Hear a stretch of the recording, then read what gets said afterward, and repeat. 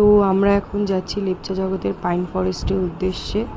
লেপচা জগৎ থেকে pine forest হেঁটে যেতে ম্যাক্সিমাম 10 থেকে 15 মিনিট লাগে। তো আমরা পায়ে হেঁটেই গেছিলাম, পৌঁছে গেছি পাইন ফরেস্টে লেপচা জগতে।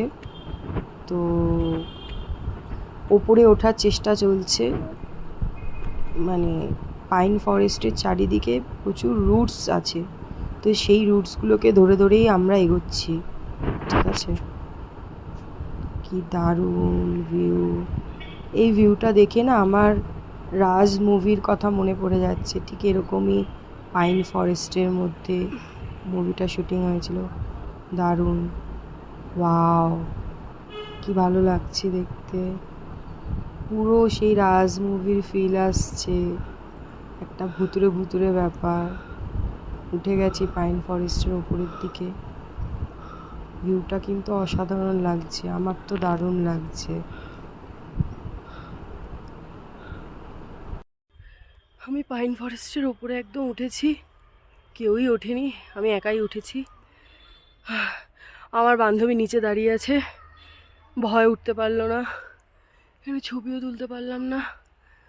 একটাই তুলেছিলাম রিকোয়েস্ট করে, একজন নিচে ছিল বলে। বাট অসাধারণ জায়গা, মানে আমি কথার মাধ্যমে ডিসক্রাইব করতে পারবো না, এত সুন্দর, জাস্ট অসাম।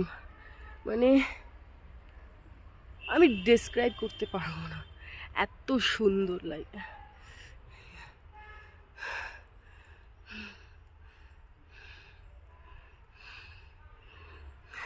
এটা হচ্ছে আমি যেখানে দাঁড়িয়ে আছি সেখানকার ভিউ।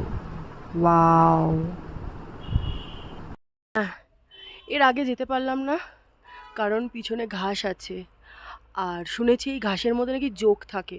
তো আমার কাছে তো জোক মারার মতন বা জোককে করার মতন কোনো প্রিকশন নিয়ে আসিনি, তো আমি আগে যেতে পারছি না।